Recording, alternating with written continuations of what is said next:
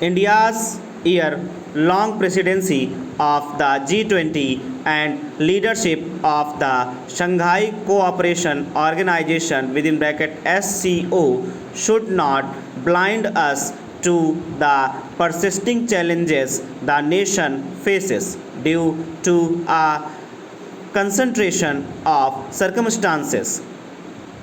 It must hence tone down the high expectations that are being generated of reaping a rich dividend from helming the two summits.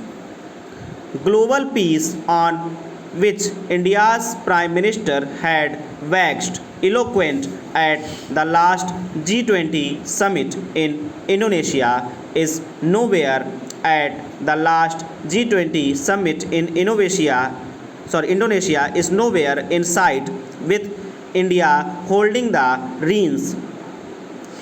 Instead, everything points to a further deterioration in the geopolitical climate and to a distinct possibility of impending conflict. Priorities listed by India as signifying its presidency with climate change, clean energy, sustainable developmental programs, and reform of multilateral institutions are likely to take a back seat given the deteriorating global situation. Consequently, hopes of reaping a rich dividend from the symmetry may be misplaced.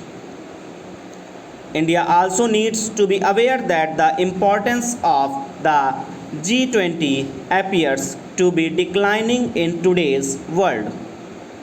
The SCO seems to have somewhat greater traction.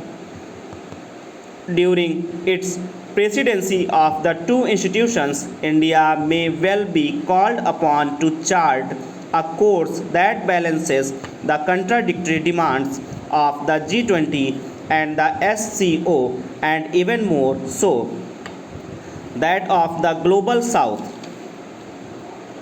All this leaves little room for grandstanding, and India should proceed with caution. The world may not as yet be on the brink of a global conflict, but it is perilously close to it. Distrust between the two camps led by the United States and China, Russia, respectively, leaves little scope for countries such as India that have not declared their allegiance to either camp any room or maneuver.